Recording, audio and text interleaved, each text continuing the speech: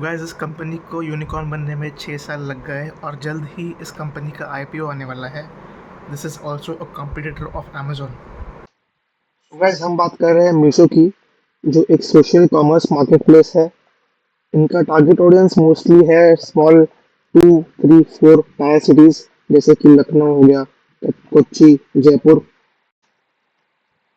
तो guys Meesho basically एक platform है सप्लायर्स के लिए, जो हो सकते हैं कोई स्मॉल मैन्युफैक्चरर्स या स्मॉल ट्रेडर्स।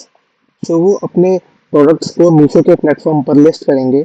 और जो रीसेलर्स हैं, रीसेलर्स हो सकते हैं any of the home maker और अ स्टूडेंट और anyone who wants to log in as a reseller. He will resell the Misho products through advertising, such as on WhatsApp, Facebook, or any other social media platform. And the end user is basically one who is reviewing it through the reseller, or they can also perform or buy it from the Misho's e-commerce platform as well. तो यार कोई भी Meesho join कर सकता है as a reseller. उनको बस मीशो का कैटलॉग एक बार देखना है, और जो भी प्रोडक्ट्स उनको रीसेल करना चाहते हैं, जिसको मार्केटिंग करना चाहते हैं, उसको सिलेक्ट करके they can promote the products via WhatsApp, Facebook, and Instagram, and they can earn profits without even buying the products, without even holding any inventory. यार इसका फायदा मीशो को होता है कि they are trust based personal networks which can bring them new e-commerce users. So Misho basically partner करता है with manufacturers and small businesses to source a wide range of low cost, predominantly unbranded products across various categories. अभी तक 68 million listings हो चुके हैं across 30 plus categories उनके platform पर। Resellers को ये फायदा है कि उनको 0% कमीशन चार्ज किया जाता है ऑन एनी कैंसलेशन और any penalties. So basically Meesho follow करता है एक सेलर फर्स्ट पॉलिसी। मीशो अपने सेलर्स को विद इन 7 डेज पेमेंट वापस करता है, जिससे पेनल्टी जीरो होती है और इससे ट्रस्ट और लॉयल्टी बढ़ती है। तो यार इनका इन्वेंट्री कॉस्ट काफ़ी लो है, बिकॉज ये इन्वेंट्री को होल्ड ही नहीं करते हैं, और इनका लॉजिस्टिक्स एसेट्स कोई नहीं है, because they don't have any warehouses. So इनका cost, overall cost of operating inventory and logistics is just very low. Just only point इसमें यह है कि जो लॉजिस्टिक्स प्लेटफॉर्म है जिसका नाम वैल्मो है, वो एक शिपिंग चार्ज जो होता है which is from the seller to the end user, उस चार्ज पर they earn from the from per order basically. So Meesho का मॉडल बेसिकली ये है कि they earn from the sponsored ads as well, क्योंकि सेलर्स जो होते हैं वो पे करते हैं मीशो को to boost the visibility. Also featured listing and subscription model भी यहाँ पे है, जहाँ पे advance seller tools for a free use होता है। फिनटेक सर्विसेज जैसे कि share credit, instant cash, and potential future future में कुछ डेटा सर्विसेज भी प्रोवाइड किए जा सकते हैं to seller, to sort of help them in the operations, in inventory का उतना डिमांड बनाकर रखने के लिए हेल्प करने के लिए Meesho provides them with the data of the demand which is generating from the end user side.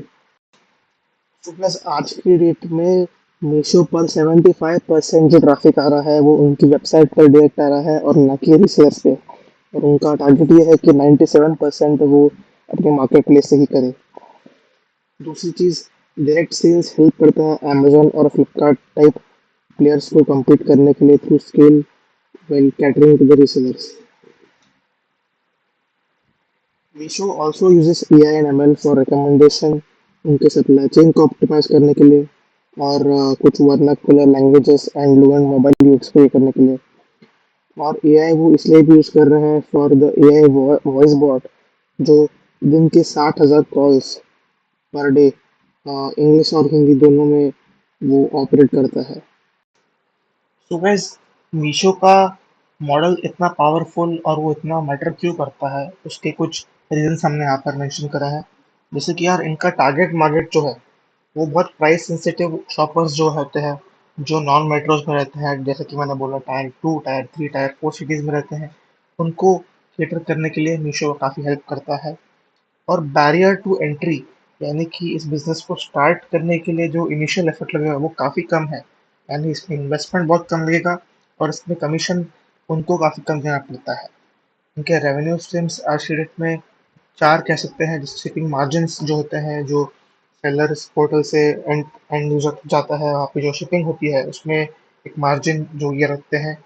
Second ads, जैसे मैंने बताया सेलर जो ऐड के लिए एक्स्ट्रा पे करता है प्रोडक्ट के ऊपर, उससे उनकी कमाई होती है।